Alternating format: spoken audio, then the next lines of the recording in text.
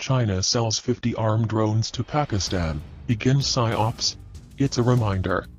This month the Chinese propaganda media wrote that 50 Wing-Long-2 armed drones supplied by Beijing to Pakistan will be a nightmare for Indian ground formations in high-altitude areas as its military does not have the ability to respond to the new age standoff weaponry. Arguing that armed Chinese and Turkish drones had played a crucial part in Libya, Syria and Azerbaijan conflicts by decimating the enemy defenses and conventional armor, the Chinese media continued with psychological warfare by saying that Indian ground formations will be simply unable to parry an attack by large number of armed drones. While the Chinese growing about the success of Wing-Long-2 in African and Asian theater is a matter to be noted, the fact is that armed drones perform optimally in uncontested airspaces or air dominance. Whether it was the use of drones in Afghanistan and Iraq against insurgents or terrorists, the US achieved success as they were dominating the airspace.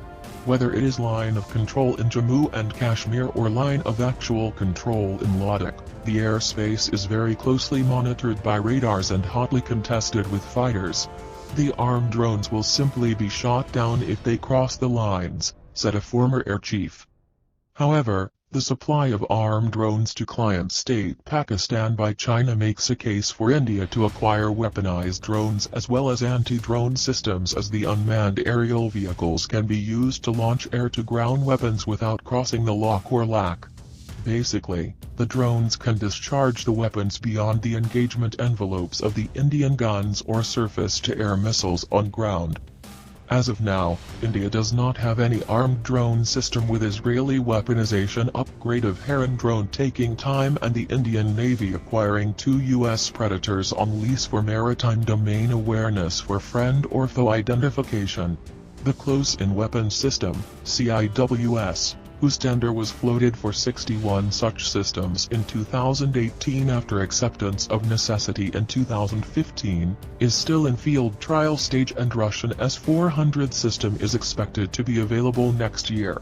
Defense PSU Bell has come up with an anti-drone radar-based system, but it is still to be validated by the users.